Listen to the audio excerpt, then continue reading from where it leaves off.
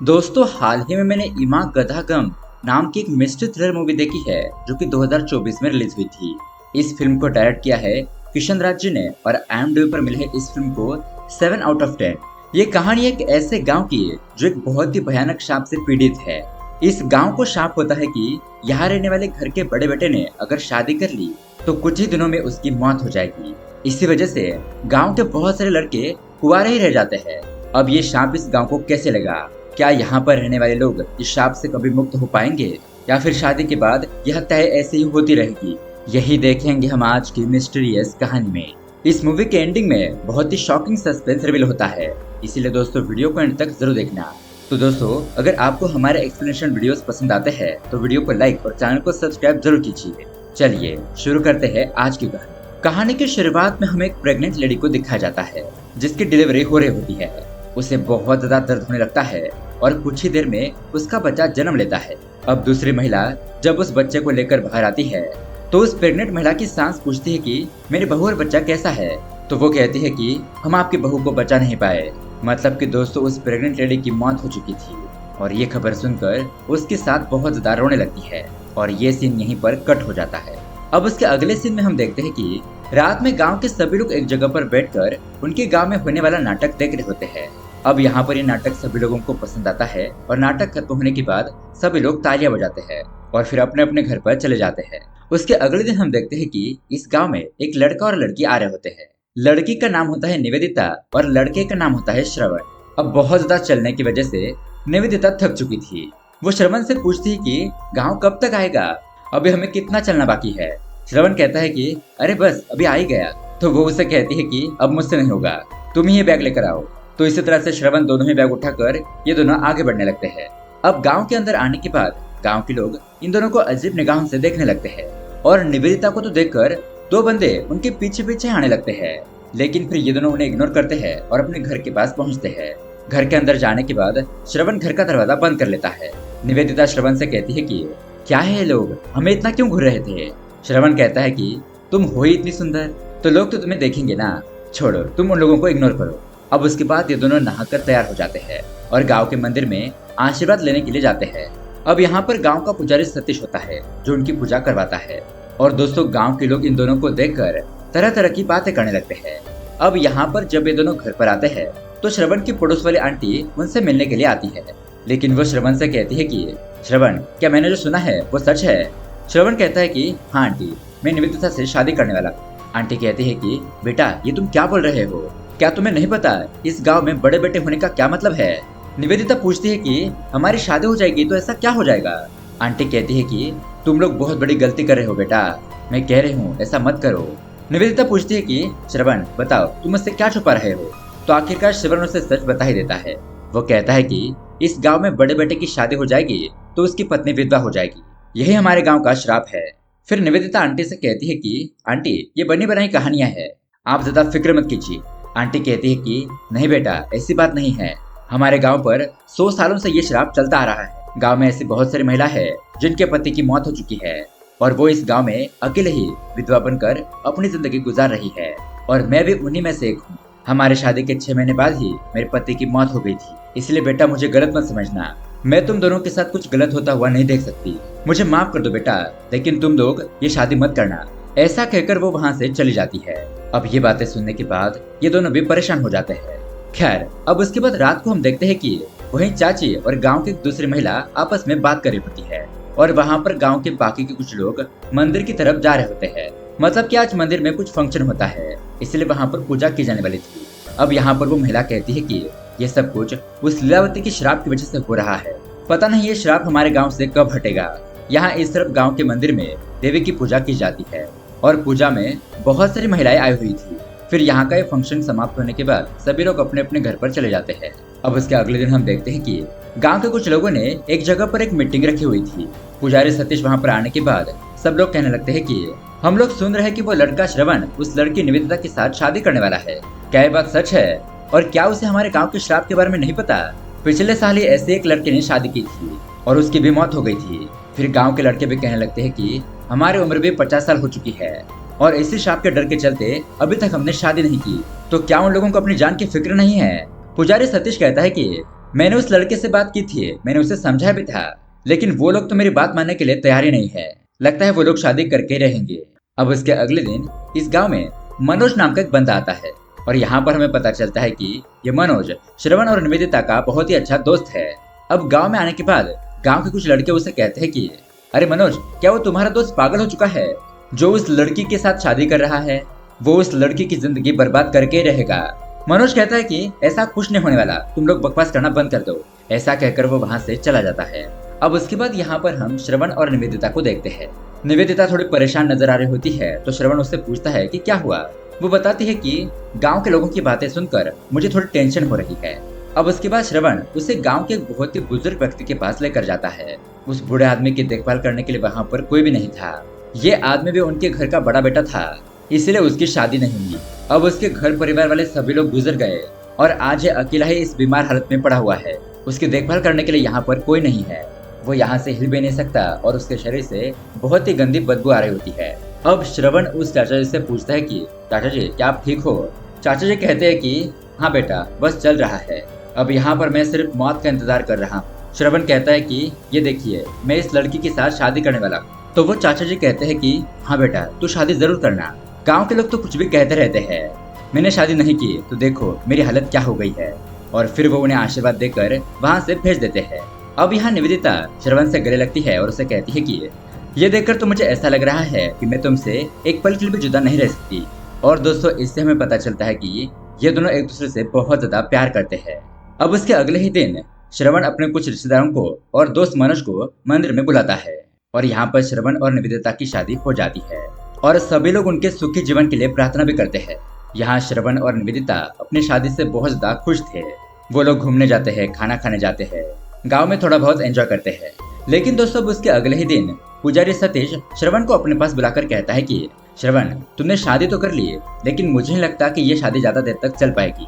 अगर तुम्हारे साथ कुछ हो गया तो तुम्हारी पत्नी क्या करेगी? इसलिए मैं तुम्हें सावधान करने के लिए आया हूँ, अपना ख्याल रखना। ऐसा कहकर वो वहाँ से चला जाता है। अब रात को श्रवण और निवेदिता बात कर रहे होते हैं। निवेदिता कहती है कि गांव के लोग हमसे ऐसी बातें क्यों कर रहे हैं? श्रवण कहता है कि हम लोगों ने शादी कर ली है ना, इसलिए वो डर रहे हैं कि कहीं मेरे साथ कुछ गलत ना हो जाए। लेकिन हमें इस शादी को अच्छी तरीके से चलाकर दिखाना होगा ताकि इस गांव में रहने वाले सभी लोगों के अंदर जो डर है वो खत्म हो जाए और गांव के सभी लड़के फिर से शादी करने के लिए राजी हो जाए। अगर ऐसा होगा तो ही इस गांव की तरक्की होगी। खैर, अब उसके अगले दिन ये दोनों नाश्ता कर रहे होते हैं तो तभी यहाँ पर उनसे मिलने के लिए चाची आती है। वो श्रवण से कहती है कि ध्यान से, हाँ, अब से तुम कहीं भी जाओगे तो ध्यान देना। तो श्रवण ठीक ऐसा कहता है। फिर वो कहती है कि चलो मैं अपने काम पर जाती हूँ। निवेदिता पूछती है कि आप हमारे जमीन पर खेती क्यों नहीं करती? चाची कहती है कि तुम्हारी जमीन अब श्रवण के पास कहाँ है और गांव के बहुत सारे लोगों की जमीन इस गांव के बहुत बड़े जमींदार कन्नन के पास है।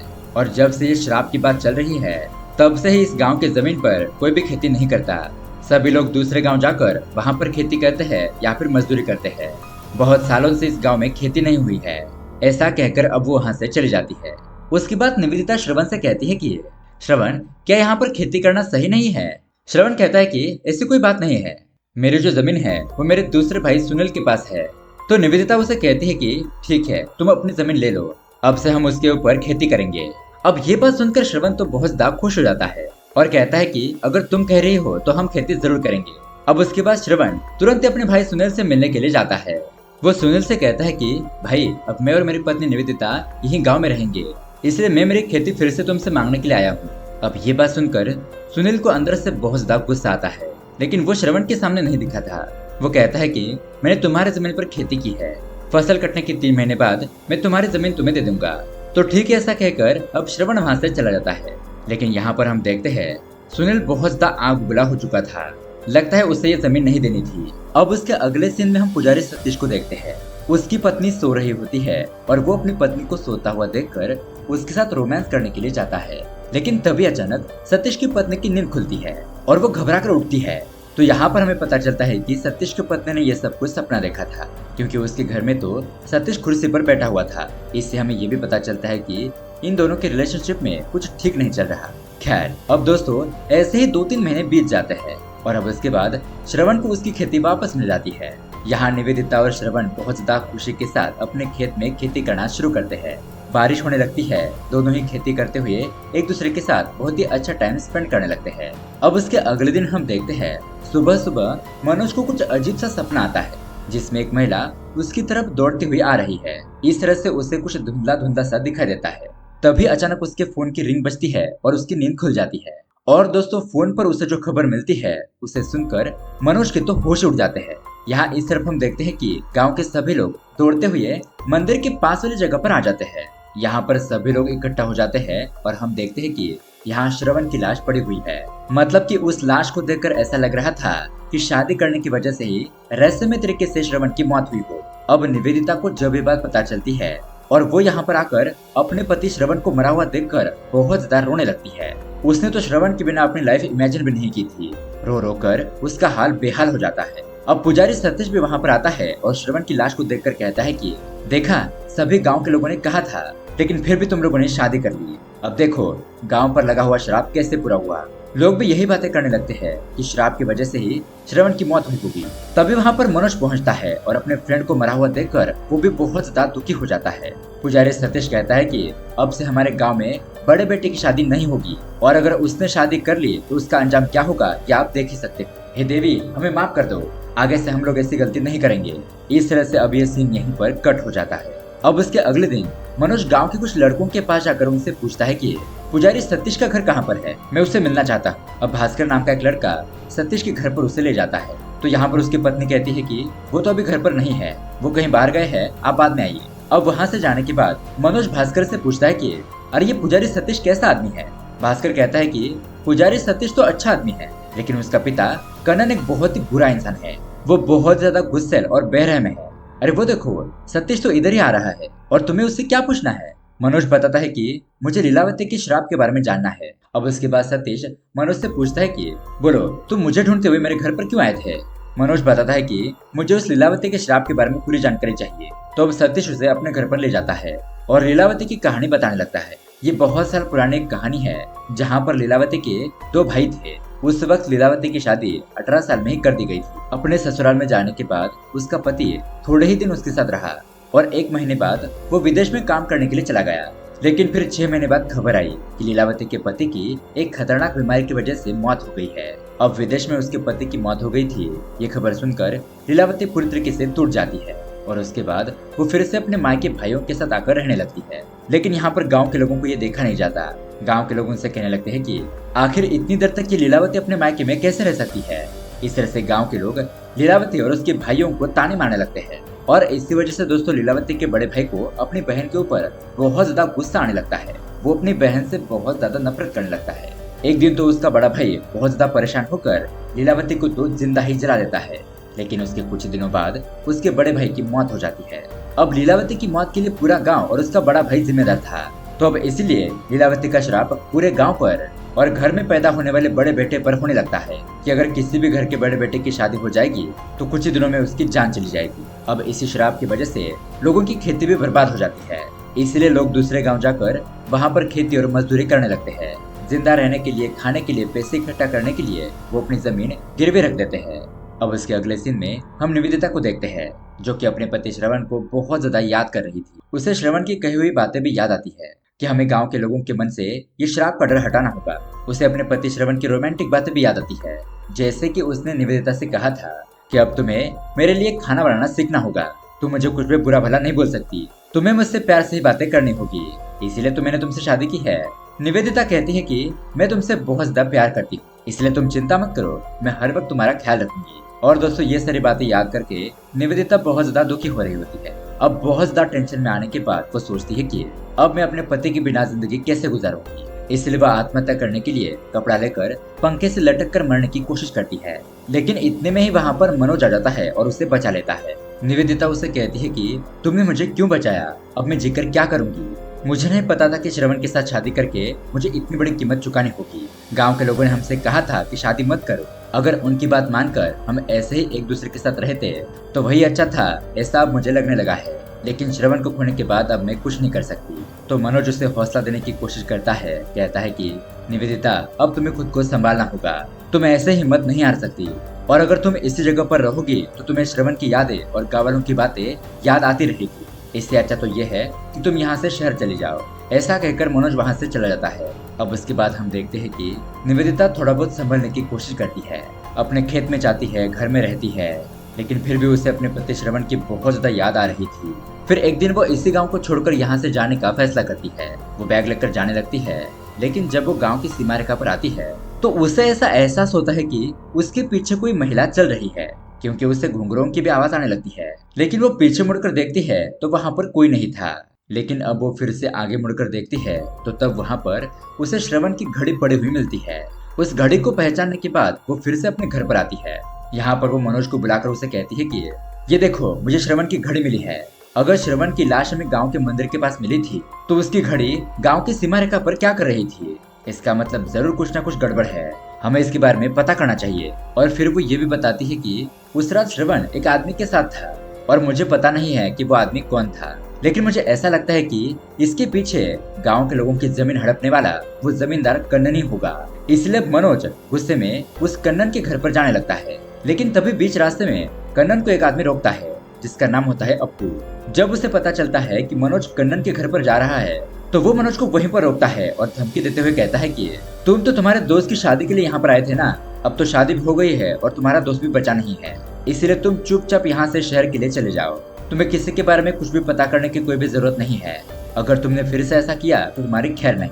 ऐसा कहकर वो आदमी वहाँ से चला जाता है। अब यहाँ एक जगह पर आने के बाद मनोज कहता है कि मैं इस तरह की धमकियों से नहीं डरने वाला, और मनोज उस रात किस आदमी के साथ था ये मुझे पता करना ही होगा, उससे ही मुझे कुछ सुराग मिल सकता है। अब यहाँ दूसरी तरफ हम गांव के जमींदार कन्नन को देखते हैं। उसके पास खेत में काम करने वाला एक मजदूर आता है और वो कहता है कि सर, मुझे अपनी बेटी की शादी के लिए कुछ पैसे चाहिए। मैंने आपके पास कुछ जमीन भी गिरवी रखी थी, लेकिन उसके पैसे तो आपने आधे ही दिए थे, इसलिए अब मुझे बाकी के पैसों की जरूरत है, तो मुझे मेरे पैसे लौटा दीजिए। लेकिन कन्नन कहता है कि कौन सा पैसा और कौन सी प्रॉपर्टी, मैं तुम्हें नहीं जानता, चले जाओ यहाँ से। ऐसा कहकर अपने आदमियों से उसे डराकर यहाँ से बाहर भेज देता है। अब दोस्तों उसके अगले दिन मनोज गांव के सभी लोगों से ये पूछने लगता है कि आखिरी बार श्रवण को किसके साथ देखा गया था। तो सभी लोग कहने लगते हैं कि हमने श्रवण को आखिरी बार भास्कर के साथ देखा था। अब मनोज भास्कर के पास जाता है और उसे पूछता है कि अगर मरने से पहले मनोज तुम्हारे साथ था तो ये बात तुमने पहले क्यों नहीं बताई। भास्कर कहता है कि वो रात में मैं बहुत ज्यादा नशे में था, मैं उसे साइकिल पर बैठाकर कहीं पर ले जा रहा था, लेकिन उससे ज्यादा कुछ मुझे याद नहीं और मुझे लगा कि ये बात कोई इतनी इम्पोर्टेंट नहीं है। अब मनोज उसे कहता है कि तुम फिर से याद करने की कोशिश करो कि उस रात क्या हुआ था। तो बहुत ज्यादा याद करने पर उससे एक बात याद आती है कि उस रात श्रवण का चाचा पेरुमल वहाँ पर आया था और उसे सुनील भाई ने अपने यहाँ पर बुलाया है। ऐसा कहकर वो श्रवण को वहाँ से ले जाता है और फिर उसके बाद क्या हुआ ये मुझे कुछ नहीं पता। अब भास्कर की बातें सुनने के बाद उसके अगले दिन मनोज पेरुमल के घर पर जाता है, लेकिन उसका घर तो बंद था। अब उसके कुछ दिन बाद गांव में एक फंक्शन होता है और उस फंक्शन में सभी लोग नाटक देखने के लिए आए हुए थे। ये फंक्शन खत्म होने के बाद मनोज पुजारी सत्य से कहता है कि हम पेरुमल के घर पर गए थे, लेकिन उसका घर 3-4 दिनों से बंद है। हमें उसके ऊपर शक है कि श्रवण के साथ उसने कुछ गलत किया होगा, प्लीज आप हमारी मदद कीजिए। निवेदिता भी उससे रिक्वेस्ट करती है।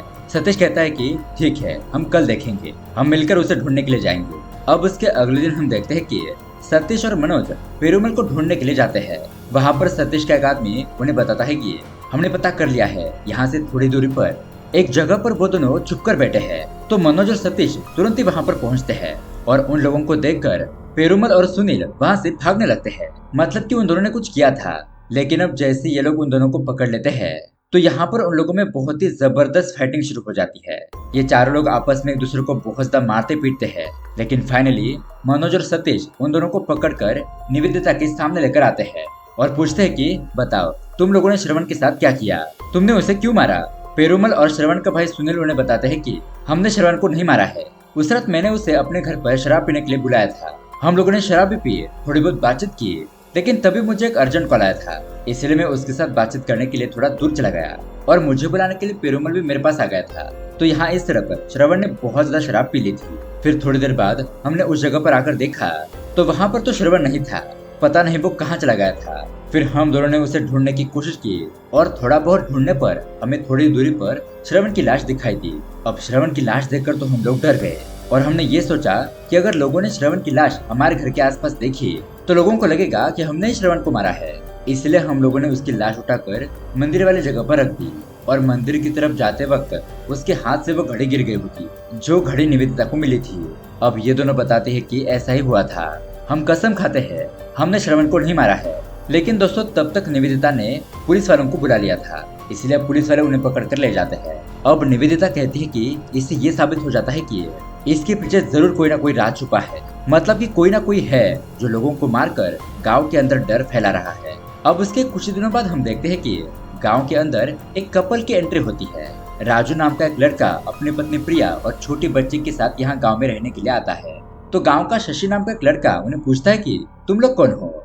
राजू बताता है कि मेरे पिताजी सुब्रमण्यम इसी गांव में रहते थे, लेकिन उन्होंने लीलावती के डर से ये गांव छोड़ दिया था और अब हम लोग शहर से यहाँ पर आ गए हैं। ये बात सुनकर शशि तो पगला जाता है। वो सोचने लगता है कि लोग बाहर से शादी करके यहाँ पर रहने के लिए आ रहे हैं और मेरे जैसे कितने लड़के हैं जो इस गांव में कुंवारे ही बैठे हैं। इसीलिए वो गांव में जाकर सभी लड़कों से कहता है कि एक लड़का गांव से बाहर जाकर शादी करके यहाँ पर आया है। एक खूबसूरत पत्नी के साथ उसकी एक छोटी बेटी भी है और उन्हें कुछ नहीं हुआ। शराब का उन लोगों के ऊपर कुछ भी असर नहीं है, इसलिए अब हमें भी गाँव के बाहर जाकर शादी कर लेनी चाहिए और फिर कुछ सालों बाद यहाँ पर आकर फिर से खेती शुरू करनी चाहिए। अब उनमें से कुछ लड़के गांव में जाकर कहते हैं कि अगर कोई भी लड़की हमसे शादी करना चाहती हो तो हमें बता देना, हम शादी करने के लिए तैयार है। अब ये बात सुनकर गांव के लोग हैरान हो जाते हैं कि 50 साल की उम्र में अब इन लड़कों को कौन अपनी बेटी देगा। अब उसके बाद एक दिन मनोज रात को निवेदिता के घर पर आता है।